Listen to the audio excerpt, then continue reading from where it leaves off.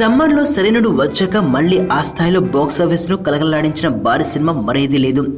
ఎన్నో ఆశలు పెట్టుకున్న బ్రహ్మోత్సవం దారుణమైన ఫలితాన్ని చవిచూసింది. చాలా విరామం తర్వాత ఇప్పుడు జనతా గ్యారేజ్ వస్తుంది. ఈ సినిమా విడుదలకు ఇంకో 10 రోజులే సమయం ఉంది. క్రేజీ కాంబినేషన్లో వస్తున్న ఈ చిత్రంపై ఎలాంటి అంచనాలున్నాయో ప్రత్యేకంగా చెప్పాల్సిన పని లేదు. ఆ అంచనాలు చూసి భయపడేదానికి పోటీగా కాదు కదా. ముందు వారం కూడా తమ సినిమాని రిలీజ్ చేయడానికి దర్శక నిర్మాతలు భయపడిపోతున్నారు. రాబోయే శుక్రవారం అంటే జనతా గ్యారేజ్ విడుదలకు ముందు వారం ఓ మోస్తరు చిన్న సినిమా కూడా ఏది రిలీజ్ అవ్వట్లేదు. ఉన్నంతలో ఆ మధ్య త్రివిక్రమ్ ట్రైలర్ రిలీజ్ చేసిన హారర్ మూవీ అవసరానికో అబద్ధం ఉంది.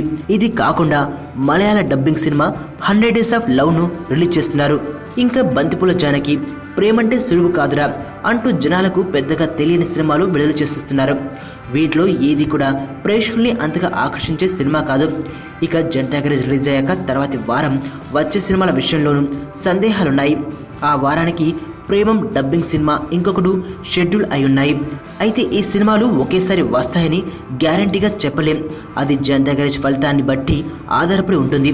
సినిమాకు అనుకున్నట్లే బ్లాక్ బాస్టర్ టాక్ వస్తే కనీసం 2 సినిమాలు పక్కకు వెళ్ళిపోతాయి.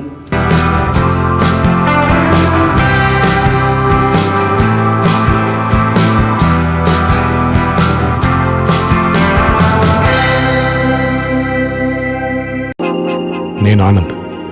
ఈ భూమన్నా, ఈ భూమి మీద ఏ సృష్టి అన్నా నాకు చాలా ఇష్టం.